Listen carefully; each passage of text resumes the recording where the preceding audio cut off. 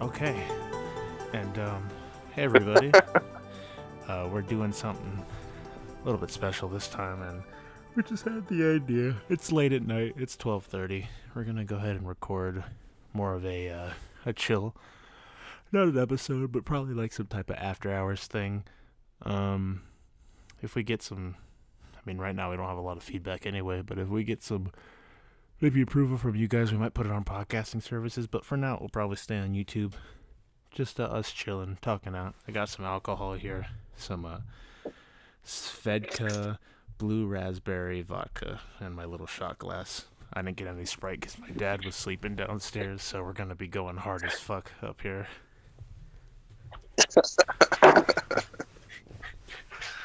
And I had a baked potato. Wow, you had a baked potato at 4:30 or Yeah, 4:30. and Oh Jesus! I you haven't. have vodka made from potatoes. There you go. I've been drinking It's a like lot destiny. already, so this will be, as you guys can tell, a bit more chill. I might keep it like raw too. I won't edit much of it, so unless there's like a huge problem, but whatever you guys hear, you get. And yeah, so this will be a little bit of a more chill thing. Maybe eventually in the future we'll get more people on the line. Um, and yeah, it's just gonna be us chilling. We'll be talking about whatever. There'll be not really a structure to it like the normal podcast, and we'll probably go for about an hour whenever. Again, we'll see how it goes, what you guys feel about it. So, yeah, like we were talking Feeling about. froggy. What happened, Shawn? I said whatever you're feeling froggy for. Yeah, we were talking a bit earlier. We were talking about before we had this miraculous idea. We were talking about shit. What are we talking about? Damn, that's alcohol right there. No, I think I was launching into that's something I didn't think that Nintendo was terribly overrated as much as some people do, but I thought that some of the games weren't quite as fucking golden as people remember them. Like Mario 64 was one that I constantly had gripes with because of the fucking horrendous uh, camera mechanic and then the unpredictable sliding. You land on the platform and slide right the fuck off the other side over and over and over. And then in mid jump, the camera would change so you wouldn't be able to react to where you were landing half the time. Like, it fucking drove me insane. Like, I loved the game. But it was definitely, I was so much happier when Sunshine came out and they actually had better controls and a better camera. Or when they did the Mario 64 and the 3DS and it controlled so much better and the camera was so much better. That version I would give all the praise to, but the original 64 version, just the camera drove me fucking nuts. Not as bad as maybe some of the earlier PS1 3D titles, but shit, it was bad. Yeah, I feel you. It did feel a bit too slippery to be a platforming game. Now again, like I said, for since this is gonna be our first episode, it's gonna be a bit more not as professional, although we don't hold much professionality in the normal podcast. But if you guys hear noise, I am in like this doofy ass position on my bed. So, because it's late. So if you hear anything, I apologize for that. But before we start, and I continue, I'm gonna go ahead and take a shot real quick. I'm gonna knock one back. So And I'm walking my dogs. yeah, there we go again. So it's not too different from the normal show, but yeah, I definitely feel you with the Nintendo. Like we were saying before,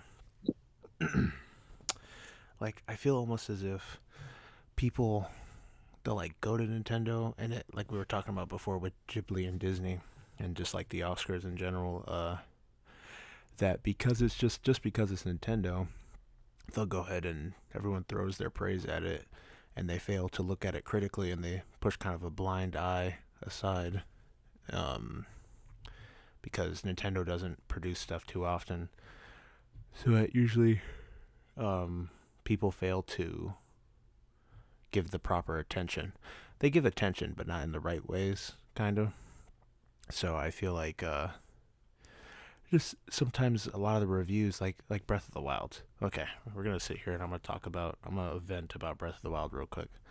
Um, but with Breath of the Wild, the problem that I run into is that they spend a lot of time creating a game where you can do whatever you want, right? And you got the freedom to do stuff. But what the game falls flat on is after that original sort of emotion dies out.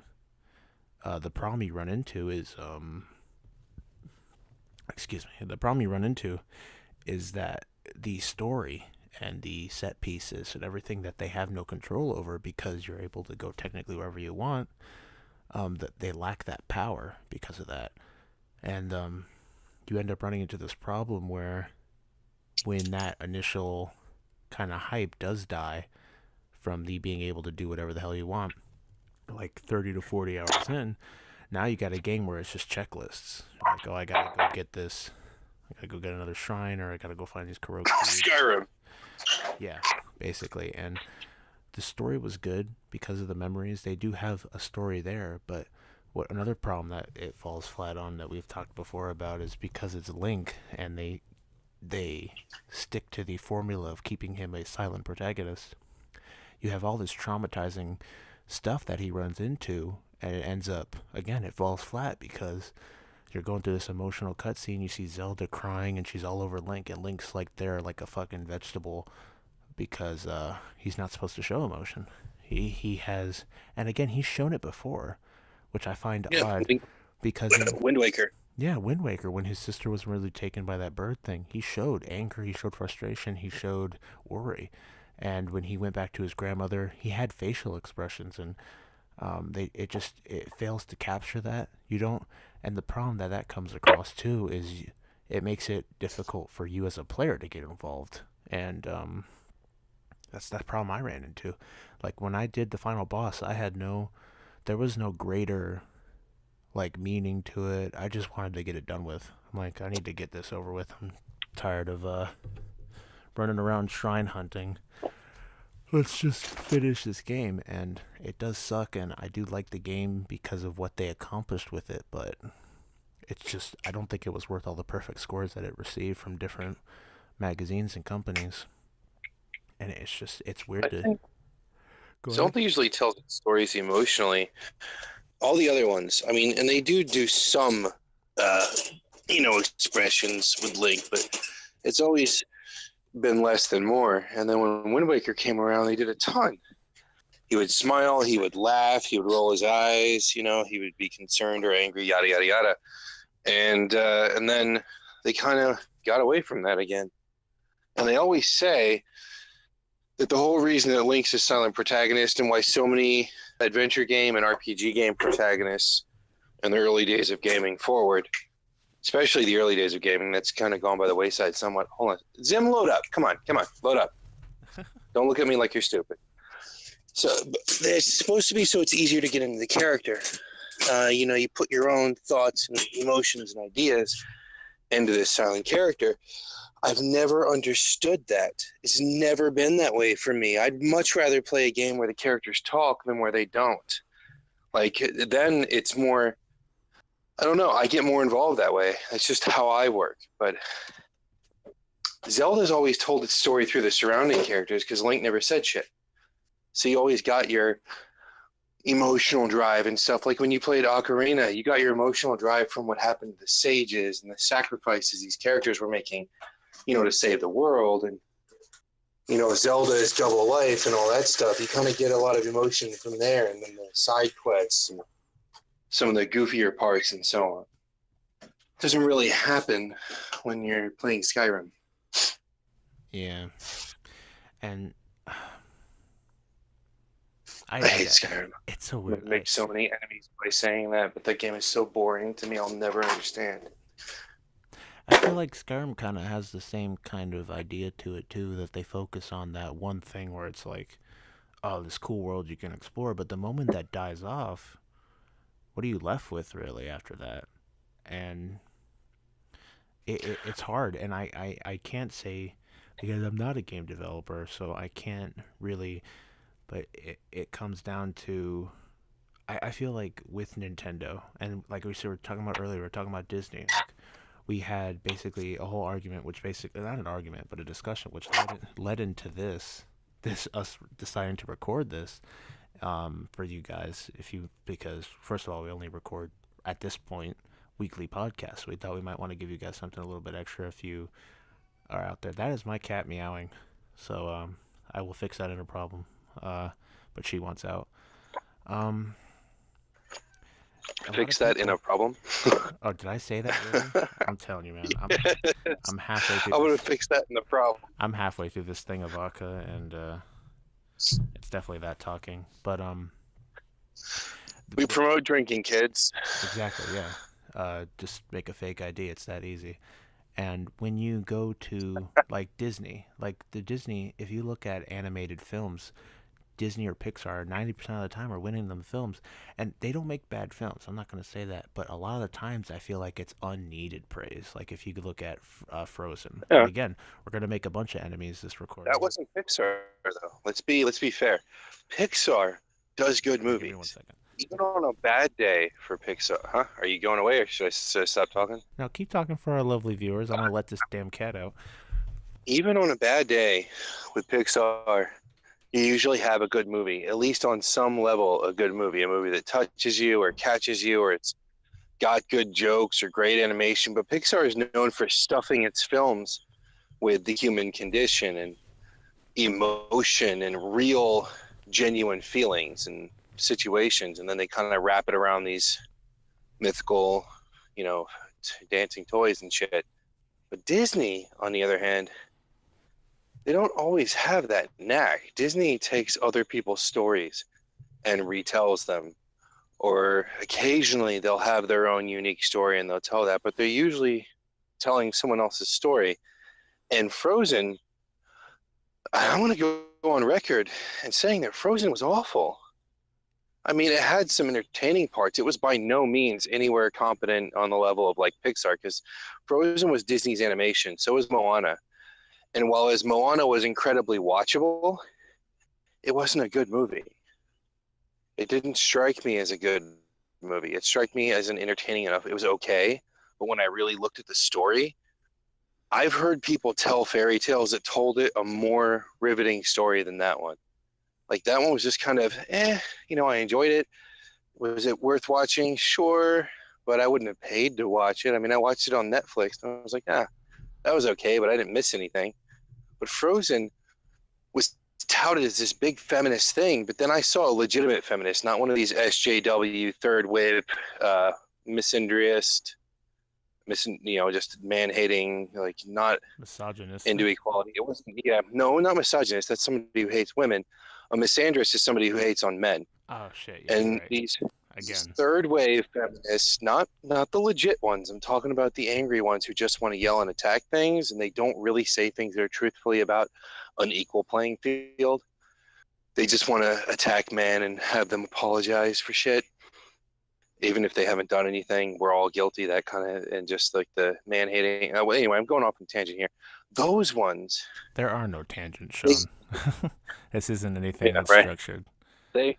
They lifted Frozen up as this big feminist thing, and then I saw an actual feminist, somebody who wants equal rights for men and women. So somebody who wants, like I've heard her talk before about how she refuses to use the term feminist because it doesn't mean what it should mean anymore.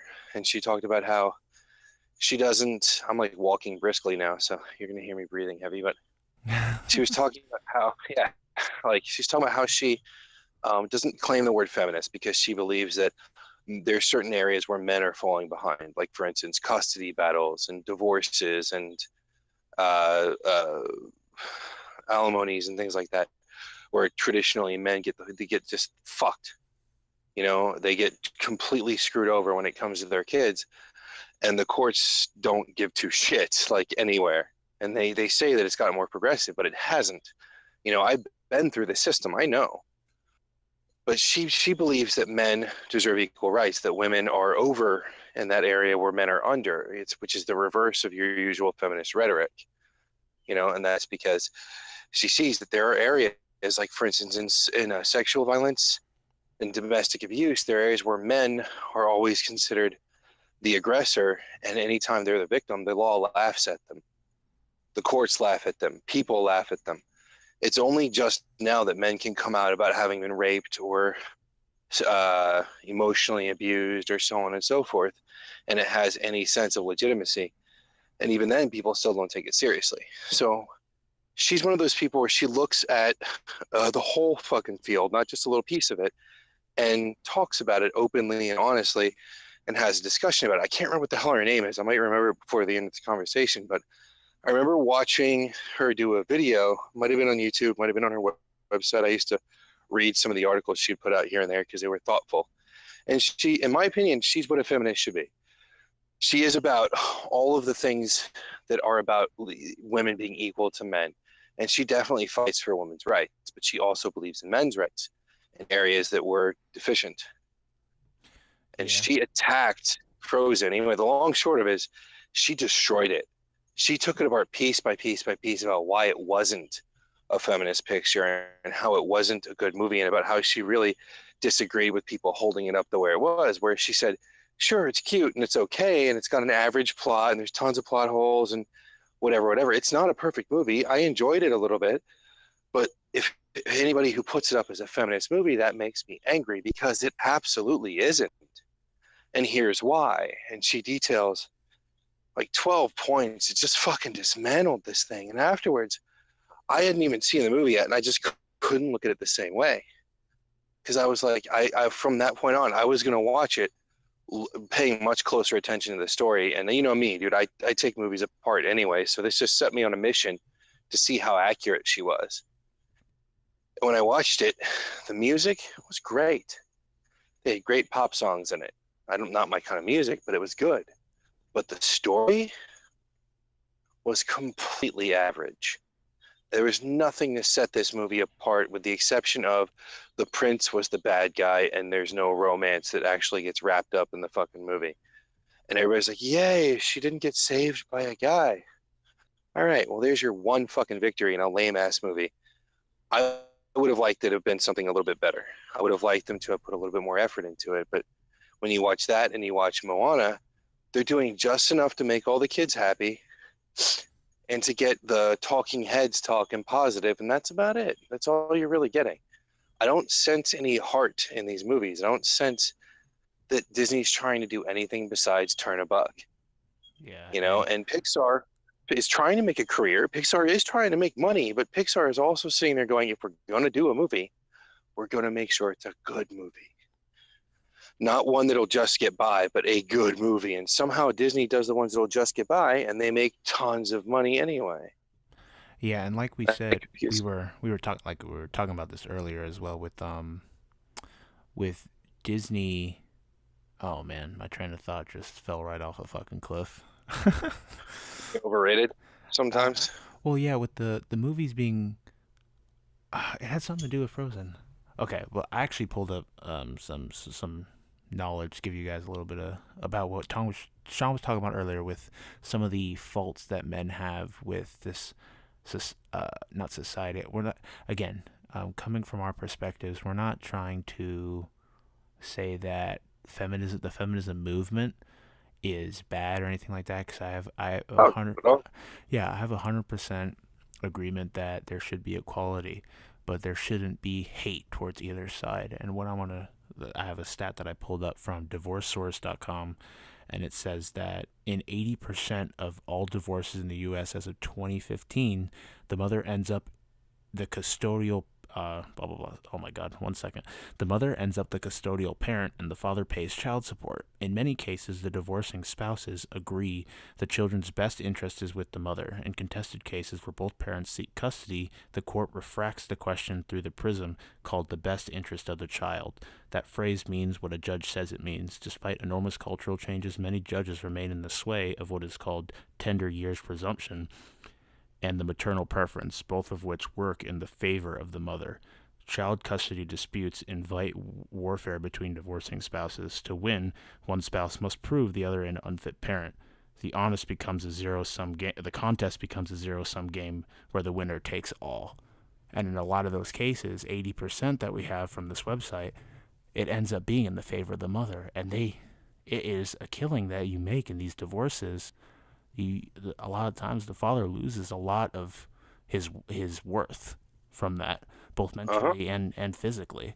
So it is They say it takes an average of 11 years and just an average, mind you, of 11 years to heal from the psychological and emotional damage that comes from a really bad breakup, like a divorce custody battle type situation. It takes about 11 years. And I timed it after the fact when I finally, because when I finally recovered, and that is when at least as far as I know, the last thing that I had to get over that I didn't even know I had a problem because I thought I was good for a long time. And then one day it clicked and some things changed in my life. And then I realized that I was over something that I didn't even know I had a problem with. And that was resulting from the divorce custody battle that had happened 11 years before, and which I thought was funny because I normally don't fit into statistics, but that one kind of caught me. It takes a long time. It fucks you up really bad. And when you go into the courtroom and you get destroyed, like her attorney, and this, I'm fucking 99% positive this is illegal. Her attorney, the guardian ad litem, and the judge were golf buddies. I heard them having a fucking conversation off to the side about their golf game and were they going to meet up again on Sunday. I was like, are you fucking serious? And it's just the whole situation was a mess, and that's because nobody gave a fuck. From the moment it started, she was going with her mother. I had temporary custody. We had evidence of her mother using drugs. We had evidence of wild partying. She tried to break my fucking door down with my daughter there. She walked out when my daughter was deathly sick. We had to take her to the hospital. Just all this awful behavior. Judge didn't care. And my lawyer was a douche. He was a kitten. Like, I mean, he just laid over and purred and let the other fucking attorney rub his tummy. He was a piece of shit. He wasn't a bad guy. He was just, I mean, I've seen pudding with more balls than him. You know? Like, I could walk through him like tearing through a wall made of kitten farts. I don't know about that analogy. Pudding with more balls. Oh, I get you. The clumps. I get you. Okay. Yeah, it just was. Again. It was just a tubby waste of time. But anyway, I don't think that the whole point. I just don't think that Frozen's not a feminist picture. You can pull feminist traits out of it, but I can pull feminist traits out of anything. You can pull any kind of traits you want out of something if you look at it from the right angle. But I think all the praise that it got, I think the only praise it deserved was that it had some smooth animation with a few hiccups, some decent jokes, and the music was good. I don't know what it got Oscars for. If it was for the music, then score. You know, I haven't done my homework, but as for it being overrated compared to some of the other good movies they've done, yeah, I think Beauty and the Beast was a better movie. I think Little Mermaid was a better movie. I think Lion King was a better movie. I think The Hunchback of Notre Dame was badass, and nobody liked that one. The music in that movie is excellent, along with the Broadway play. Very good. Yeah, that movie's terrifying, dude. That is the scariest cartoon Disney's ever made. The religious connotations, the lust that what's his name, the priest guy has for the girl that he can't express, and then all this in between the lines shit in that movie. Yeah, it's crazy. That shit was deep. Yeah, I really liked Hunchback. I liked it as a film, not as a Disney movie. Again, I still think it's. Sorry, I apologize for the noise, everybody. I had to move some of the equipment around real quick. Stop apologizing, Kyle. They don't care. No, they Stop don't. apologizing. As long as it's not loud. But again, we're gonna keep this just some kind of raw thing that we do after hours. So if you guys listeners don't care, you don't have to make excuses. You're good. Oh, what were you saying? The Oscar for Frozen, right? That's what you were looking into. Let me look it up since we have time. We'll probably be doing these episodes for about an hour, and we'll probably try and get them out on the times that we can. I'm thinking we'll probably record them maybe Wednesday, Thursday night, whenever it's available. It won't be something that's scheduled, but when we have the time, we'll throw them out for you guys, so you guys can just hear a little bit about us more. I'll try and see if I can get more people on it in the future, or if not, it'll just be me and Shawn. Happy bonus time.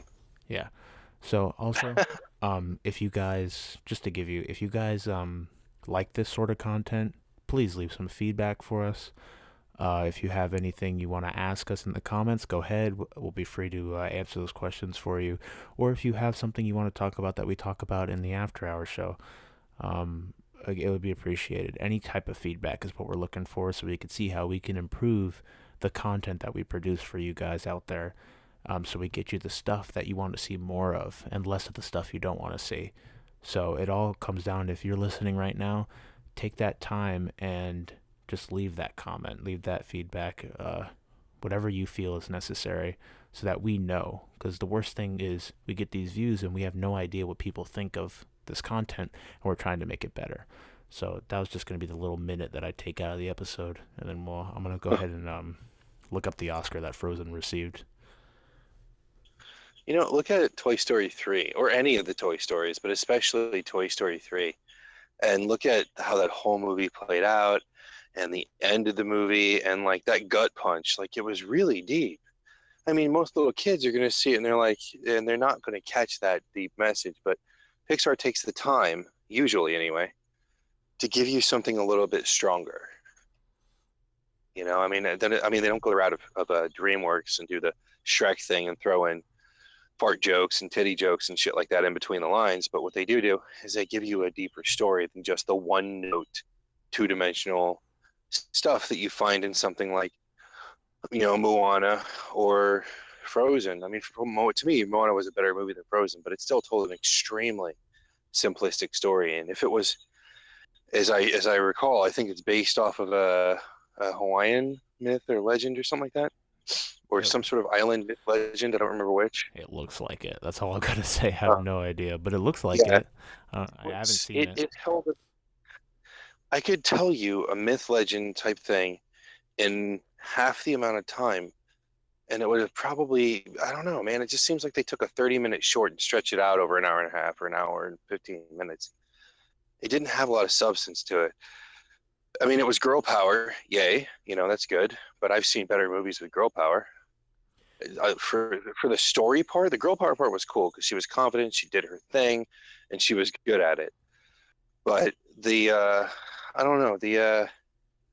story part, I mean, her journey is more interesting than the actual story in the film.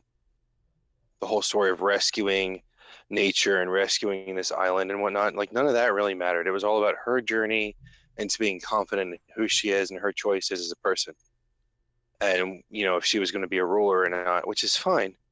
But if that's going to be your priority, I don't know why you'd wrap it up in a myth. Like, I don't know. It just doesn't jive well with the whole adventure thing. Like, I had more fun watching that weird ass stop motion paper magic movie. The two drums, or Kubo and the two something? Two strings. Kubo, two strings. Yeah, I had more fun watching Kubo and the two strings. I heard that movie. And that story was good. It had a lot of flaws, a lot of story flaws. There was a lot of like little gaps here and there that didn't flow well, and continuity errors and shit like that. And they made some intuitive leaps that didn't quite fly off the page and make sense. But overall, it was a lot more fun to watch. Real quick, Shawn. For Frozen, what I found is a lot of it is just, so like, let's look for the Academy Awards. It won Best Animated Feature and Best Original Song, and that's for Let It Go. Everyone knows that fucking song. It's almost ingrained in our heads by now. And they have, let's see, going down the list, some more provincial awards ceremonies. We have Golden Globe. It won the Best Animated Feature Film and Best Original Song. At the Grammys, it won Best Song Written for Visual Media, and all these awards for the song is Let It Go.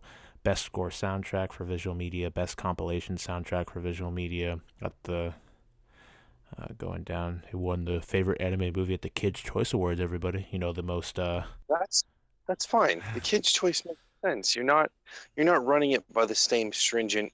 No, it was a joke. Put something in the Oscar. Oh yeah, yeah. But you put something in the Oscar to be held to the same standards as other films.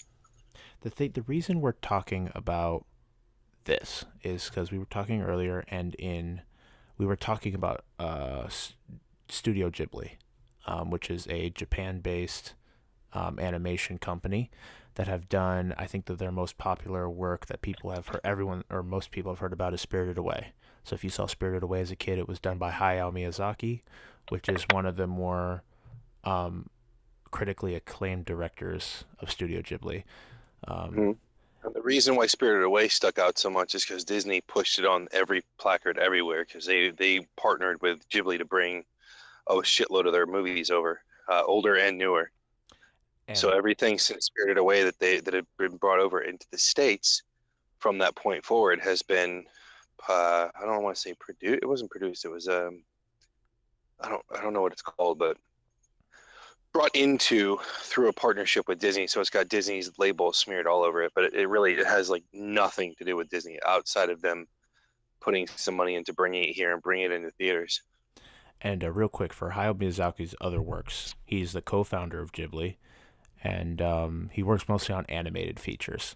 So some of the other films that he has worked on, where is what the hell career? Did that nine-tailed fox thing.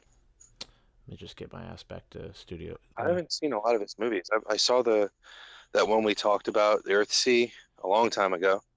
I saw Nausicaa, which isn't technically a Ghibli film, and I saw that one with the girl who dies or something. I don't even remember that one. It starts with her on a hilltop and like a cat comes up or something, and she's listening to a radio. And there's only that one. Oh, Mononoke. Oh Those are the yeah, only ones I've seen. Mononoke is how I know Ghibli. yeah. I don't know him figured away. All right, so some of the things that Hayao Miyazaki has directed: in '86, there was Castle in the Sky. He also did My Neighbor Totoro, which is also another popular one that a lot of people in the U.S. have seen. He did Kiki's Delivery Service. Or Totoro was in '88. Kiki's Delivery was in '89. He did Porco Rosso, which was in '92. He did Didn't he do Howl's? one more. What were you saying? Didn't he do Howl's? Howl's Uh, Moving Castle? yeah, but that was in 2004. I'm going from back to Oh, front, basically. chronologically. He helped on. He was a screenwriter for Whisper of the Heart, which was in '95, which was directed by Yoshifumi Kondo. He did both the screenwriting and directorial work for Princess Mononoke in '97, which is an excellent film. He did Spirited Away, which came out in 2001. He did Howl's Moving Castle in 2004, which is also a very good movie. He did directorial work also for Tales from Earthsea. He did Ponyo. He helped screenwriting for The Secret World of Arrietty, and he did the directorial work from Up on Poppy Hill. I'm not saying the damn years. Tales from Earthsea was 2006. Ponyo was 2008. Arrietty was 2010. From Up on Poppy Hill was 2011, and in 2013 he did The Wind Rises. Um, and that was it. And now he's working on some kind of, I don't remember what it's called, but it's like a caterpillar uh movie. Whatever it is, This probably be man, decent. this man has come out It's of retirement like four fucking times to make another film. Every time he'd be like, "I'm going into retirement," and then people are like, "No, Miyazaki, make another film," and he's like, "All right, I'll make another film." This man's gonna die, his son, pen in his son hand. is supposed to take over for him. Yeah, some of the movies that he's made though, haven't been as popular. What was that one that he made? I think Earthsea was one of his kids. I don't think that was No, yeah, entirely Miyazaki. I Ursi think that was was what his yeah, Ursi was attempt. his son, which is Goro Yeah. Miyazaki. Yep. I thought so. Yeah, I remember reading something about that. That it was his. I think it was his first attempt out, Yeah, and he was just really shaky on it, and that his dad had to come in and help him near the end. yeah. The only other work that he's done under Ghibli is from Up on Poppy Hill, which is 2011. Hmm. So, If you like Ghibli stuff, you should look into some of the stuff they did. And this is more for the listeners because I already had this conversation with you. But you should look into some of the stuff they did before Ghibli founded, like some of Miyazaki's older stuff. Like Nausicaa was really good. oh, Nazca the Valley of the Winds came out in '84, and because of the popularity that Nazca had in Japan, they founded Studio Ghibli off of that movie. So that alone gives you enough reason to go check it out. It's what founded Ghibli. If you're a big fan of Ghibli, Yeah. you have to watch that movie. It's very good. It's very Just because it's old, heartwarming. it doesn't mean it's not good. There's a lot of good anime from the '80s and There's even some good stuff from the 70s. Yeah, what I've If you can get past the Hair, the Harlock series, even though it's uh, long, has had some really good segments. and if you don't want to, if you have a problem with animation, Netflix has a kind of a retelling of the Harlock story and in a 3D animated feature, which is really good as well. I watched that with my father, which I I enjoyed it. It's not exactly a retelling. That thing's weird because he goes. I'm not going to spoil anything, but that's not what happens. that well, That's a very, yeah. That's kind of like a, very far I fetched don't know. retelling. It's Oh, I we're don't know halfway through. when in Time for another the shot. continuity. Oh Yeah, yeah, another I don't know shot. when Let's in the go. continuity that movie takes place. I can tell you that the Japanese Harlock fans didn't like it. Critics didn't like it. Everyone, American critics didn't like it, and it only played for like one night stateside and disappeared. I enjoyed it, but Harlock, he was different in this movie. He was, I don't know, he was different. It was a very different story. I don't understand what they were doing with it. I think it's kind of just like an off to the side, one shot, what if scenario. everyone, listen. I don't know if this will be picked up, but I'm gonna pour my shot. Ooh. It's a shot, dude. It's just like Holy an ounce. shit, that was way too much. Down the hatch. All right. Um, but yeah, definitely. It is a very far fetched retelling. Here, one second. Mm. You know what I'd like to see them bring back? I'd like to see more Outlaw Star.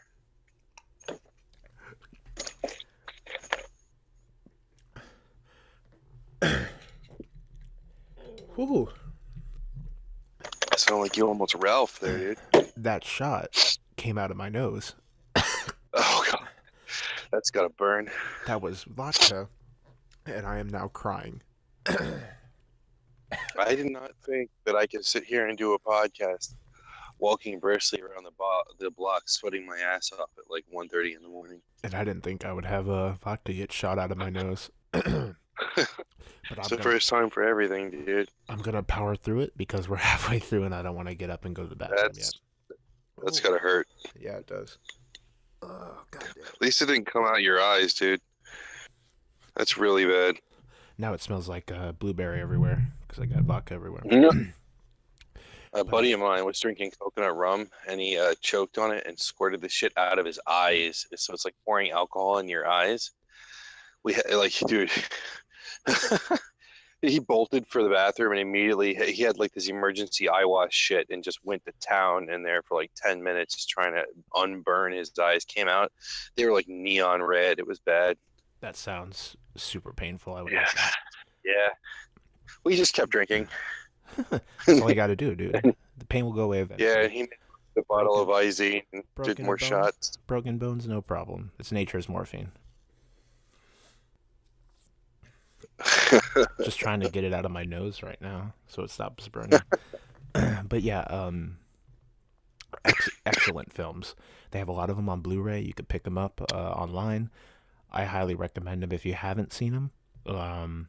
Especially Miyazaki, he does a very good job with some of his more recent movies. Haven't been as good as his past films, but he does a very good job telling unique stories, and the animation from Ghibli is always top notch. They always do an excellent job with their filmmaking. So you Well, could nobody always winners all the time.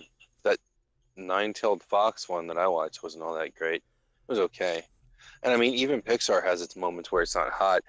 But I mean, Ghibli was one of Ghibli. I think it's Ghibli, isn't it? Ghibli either or. I was don't one know. of the inspirations behind the forming of Pixar Yeah, because they wanted to do something on his level. doesn't But isn't like you see, the founder of Pixar, every time he talks to Miyazaki, he has like this secret crush for the man, and Miyazaki just doesn't give a shit because he's an old Japanese dude. But like no, yeah, he's got man love for him. I've seen times where he's like announced or brought him on stage or something, and he just like absolutely adores this man. And Miyazaki's like, "Eh, stupid Americans." Or that was like a Russian accent. I don't know what the fuck that was, but Yeah, that was. I don't think attempting an accent at all is necessary in this case. yeah, I was trying to But go I for. think he fangirls. He fangirls a lot. But dude, anybody that I mean, that's like meeting Walt Disney. You know, Yeah, I feel you. like it'd be like meeting. I mean, Walt Disney's dead, but and he might have been a Nazi sympathizer or a communist or what the fuck ever people want to accuse him of. The man's dead. Who cares? But another tangent. But the point is like, dude, meeting somebody on that level, that's fucking intense. And you can be famous or high up or extremely successful and still fangirl the fuck out. I've seen a compilation of some pretty high up celebrities and politicians and whatnot meeting other celebrities and just losing their shit. Yeah, definitely. Um, it I just find it adorable almost to a point because he like I don't know, just the way he acts around him. It's like a kid uh talking to a parent or a father he hasn't seen in 30 years. It's adorable. But yeah, like we were saying, the reason we brought up Ghibli though is a lot of these films have been up for Oscar nominations, and I've listened to another podcast called the Anime Addicts Anonymous podcast where they talked about they had a someone went and interviewed these people, and they talked to these people that work on the chairs for the committee, and when they were voting on best animated feature, just like the comments that they displayed, like they did, it wasn't a category that was treated seriously. It was more like, oh, the Disney movies are there. My kids like those movies. I'll vote for that movie because I think it was. I don't remember what film was up for the Oscar, but it was in the same year that Big Hero 6 was the contender. So, and Big Hero 6 was an excellent film. I enjoyed it a lot, and I've watched it like It's three or better movie than Frozen. yeah, I've watched it 3 or 4 times, and I liked it a lot. But the fact that the way they treat this category, or they treated this category, was almost like disrespectful in a way because these are like foreign films created for they're professionally created for a purpose, and they tell these intricate stories, and they should be treated as actual filmmaking. And it's weird that they just get pushed aside because they fall into the same category as Disney and Pixar films. And again, even some of those films have some dark, serious matters that they confront and they show to kind of introduce children at a younger age to these feelings and these emotions to get them antiquated with them. And it's just weird. Sometimes it's just it makes a good story. I don't even always think it's about the kids. I think there's a story they want to tell, and then they have to soften it down and make it kid friendly. So it's how low do we have to go to make it fit? I don't even think it's always about the kids. Sometimes it's just about getting a story told. In Japan, animation is equal. That's their Hollywood. You know, anime is right up there with movies. It's right up there with TV. It's right up there with any other form of media. It's not considered any less. It's equal. And here, animation has to fight no matter how good it is, no matter how amazing the fucking animation is. It still does. So it's got to fight to get heard, to be considered as equally just because it's a cartoon, because, well, golly, But if you really think about it, you look back into the past in the 50s and 60s, Bugs Bunny wasn't for kids. Bugs Bunny was like a sitcom they played before movies, and that was, and a lot of times the people that saw that were adults. It wasn't always children. There was oftentimes a theater just full of adults. That's why there was a bunch of jokes in Bugs Bunny that are more inappropriate than anything you'd see in a cartoon feature now. I mean, I don't have any problem with them because I trust children to be able to handle shit, and I'm not going to take my kid to see something that I don't think they can handle. And I think adults, and I think the movie industry, doesn't give kids enough credit in the first place. But it's different from kid to kid. But I just, yeah, whatever. Yeah, no. And again, we're just presenting this to you guys as information so you kind of get a different view because not everyone really thinks about this. We're not like trying to change the world or anything. We're just talking about frustrations that we find. And Yeah. this is definitely one of them because I think that all creation that's art based, anything in that should be treated seriously because the person behind that put passion most of the time. It's not always the case, but put passion, and they have a mission for that work that they create. They want it to do something, to achieve something. They might always they might have a huge common goal, usually either being fandom or money, but it's still, there's a mission behind that work, and sometimes more of them are very intricate missions or things that they're trying to get people to think about. And the fact that a lot of these films, especially in the animation category, get just pushed aside because they look like cartoons, it's just, it feels ignorant and almost as if they're Yeah, disrespecting. unless they're Disney. Yeah, they get, and even with Disney, these people are voting for him, but it's more of the fact that it's connected to the Disney label. They're not looking at these critically. A lot of these comments, they had people Right. talking about, "Oh, But think about it. my kid enjoyed this film. I'm gonna vote for it, and it's Disney." Whatever. They don't look at it. It's not just that though. It's not just even animation, man. The Oscars have come under fire for years because during the period of time when they're trying to get make a movie and have it be considered for the Oscars, the studios are buying gifts for the what are they, judges for the panel for the not the Academy, the The I guess the the Academy, chairs of the whatever, committee. the the chairs, yeah, the committee or whatnot. They're buying gifts for them. They throw parties for them. They give them these big packages, so on and so forth. They do all this stuff for them, trying to get their film in, trying to butter them up, and a lot of them are able to buy their way into getting their film one. And there are some movies that are extremely powerful that nobody's heard of. And a lot of times movies will win. It used to be, let me rephrase, movies would win that you hadn't heard of before because they were independent films or they were smaller, quieter films. They didn't make as much public noise, but the critics saw it and loved it. And this is how a lot of us got to see certain movies. It's because they blew up through the Oscars. And that's really not happening so much anymore because you have these little movies that are getting just tromped on by other movies. Like, I think, what was it? Harry Potter was up for an award and it got destroyed by something. Glenn Close was it? I think it was when she played the Prime Minister, Margaret Thatcher. I think that whatever that movie was, the Iron Lady thing or whatnot. I think it was that, but it was some I think that's historical bio exactly what it's called, the Iron Lady. that.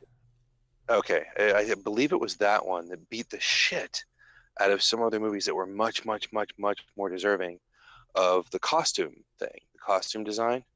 Yeah, I feel you. And I mean, all they did was make her nose bigger and put her in some old dresses. But because they did that, on point, stuff like, for instance, Harry Potter, and there was another show that was up for it that had these amazing costume designs and all this detail to the clothing, just got ignored because, it's Glenn Close and it's Margaret Thatcher. So that's the respectable one. We'll go for that.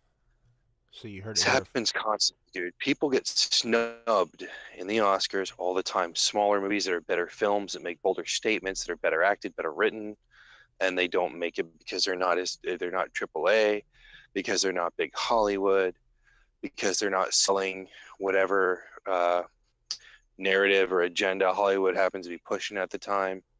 Like it or not, and I'm not claiming conservative and I'm not claiming progressive, but Hollywood is extremely progressive and they push against conservative all the time.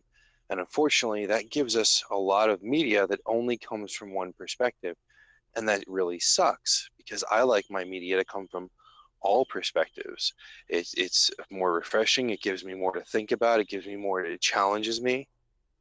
And if everything's coming from the same direction, it blows, dude. You only get one point of view, and that gets really tiring. And I think that's one of the reasons why I've being a huge cinephile, because I've seen thousands of movies. I mean, I'm not even exaggerating here. I've seen ridiculous amounts of movies. I mean, it's got to be over 1,000 at least. I mean, thousands might be too much. I'm not sure. I know that I've seen over 1,000 films, and I watch more. I usually watch 1 to 3 a week. Now I've slowed down a lot, but I used to watch was it 1 to 3 a day? And I did that for a very long time. I would get home, I'd play some video games, watch a couple of movies, usually 2 or 3, crash out, wake up, go to work, get home, do the same thing. I did this for a really long time because I had no fucking life because I had no money and no car. I had Netflix, Redbox, or Blockbuster, or whatever. I've loved film since I was a kid. My first movie was was Bela Lugosi, Dracula. My first book I read was Dracula too. I think I was 1.5 or something. Anyway, I don't know where I was going. Oh yeah, so The I forgot where I was going with this. Never mind. Train of thought is I don't lost. remember something. This is the Oscars. I don't respect them anymore, man. Like they Yeah, you heard it here movies get first, snubbed all the everybody. time that earned. Oh yeah, I remember. It was Iron Lady versus Harry Potter because they were doing makeup. It was makeup, and they were comparing Voldemort to Glenn Close with a little bit of powder on her face, no wig. Are you fucking kidding me? Yeah, it again. You've heard it first here, or I'm sure you've heard it. You guys have heard it before, but you've heard it here, guys. That the Oscar is just a big circle jerk, and I definitely feel you. I understand exactly where you're coming from, and we've seen it before, and it's still like that. And it's weird that it garners so much attention the way it is because of the way it's insane. And again, we're just two people that really enjoy the mediums that they're into talking about it on the internet. But we just want to inform you guys, if you guys haven't heard about this before, that this is stuff that's actually going on, and it's not right, and it shouldn't. I don't think the Oscars deserve as much. They garnish way too much attention for being what they are, and it's not something that should be taken seriously. I don't think, at least. And you see it every year. You see a lot of excellent films that fall by the wayside because there's more popular things out there, or the chair members were bought out by the studios, and it definitely sucks. There's a lot of excellent films that again fall by the wayside just because they don't get attention. They're not they don't get any I'm trying to, what's the word? There's no It's marketing out for them, or they're indie based, and they again, like we said before, every work of art has a purpose. It's built by their creator for a reason. And a lot of these, especially indie, you see a lot of indie films that are really trying to say something, either about the industry or about society as a whole, and they go into these really deep and informative views on what's going on behind the scenes, and stuff like that will fall away because you have no attention for them, or there is no attention to them, and it sucks. And it's just how our society has been built up. And it's even again, harder for truly independent movies. I'm not talking about movies that are produced with Fox Searchlight or I don't remember Sony's brand, but they all have their own little independent arm now that works with independent features. And the big studios got into that because they take these independent features that they put some money into and help bring to the front, and they put into theaters. They use those as a advertisement for investors. So they're like, all right, well, we need another 100 mil for Transformers 69, part 69.2. Let's go ahead and front a couple of these, indie films. This one looks good. This one looks good. We'll bring up, this one, this one, this one. We'll show them to investors. Look what we can do with a small budget, and they'll give us more money. That's the way that indie films are used now. Truly independent films that don't have studio backing whatsoever barely even show up in the Oscars anymore. The Oscars are surviving off of respect that's a holdover from 40, 50, 60 years ago. I don't think a lot of people respect them anymore. Now it's more like free advertising.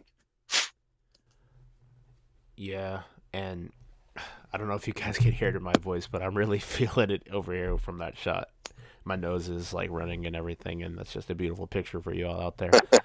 Um, but we're just about done. We're gonna try and keep these things to an hour, and just to keep you guys informed, there is a virus program running on my computer right now. It just started up and it's scanning my computer, so I'm gonna go ahead and stop that. But we're coming to the end of our line. That was just our thoughts on the Oscars, and Boo. just other things. We're gonna try and keep these episodes to a just again an unstructured talk. Some of them might get very deep. Some of them might. It's just things that we don't have time for on the normal podcast. Things that don't fit into the normal podcast, or things that we feel, or how ways that we feel, or anything like that. and we're going to try and bring them to you weekly as well as the podcast so you guys have more content to listen to throughout the week. Because I know... Yeah, this was more of a low-level rant than anything else. I do want to go on record as saying I was smashing on, third-wave feminists and misandrists and all this. I hate anyone that tries to hold someone else down. I hate anyone that doesn't take responsibility for their actions. And I hate anyone that points the fingers at everyone else. I like equal rights. And in that respect, you can consider me a feminist. But I do not think that trying to kick the other side in the teeth, even time they blink, like that whole, what's that thing, manspreading? Are you fucking kidding me? So this is a legit thing that people have made up. There is sexual harassment on trains and buses because a guy sits down and spreads his legs too far and covers up the seat next to him, and that is a form of sexual oppression. Let me tell you, that's not a form of sexual oppression. That is somebody being an asshole. Yeah, right? Pretty much. That's what I was gonna say. Inconsiderate. And it's the same thing as a female who puts her fucking bag down on the seat next to her and doesn't let someone sit down or takes up that seat. Same thing, but nobody went off and said it was a sex thing with them. Nobody ever said anything like that, but all of a sudden men are oppressing women on buses because we spread our knees? Really? And now they're calling it she-bagging? She-bagging versus manspreading? How about this? How about we stop the sex-specific comments and just call them what they are?